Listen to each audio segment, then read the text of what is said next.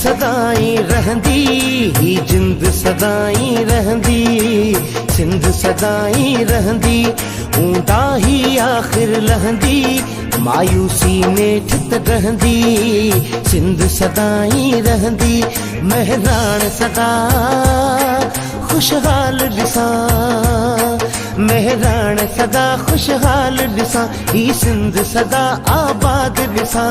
धरतीअ जी ॿुधो सदा ओ मुंहिंजा मारवाड़ा, धरतीअ जी ॿुधो सदा ओ जंग जा जांगीड़ा, धरतीअ जी ॿुधो सदा ओ मुंहिंजा मारवाड़ा, धरतीअ जी ॿुधो सदा ओ जंग जा जांगीड़ा।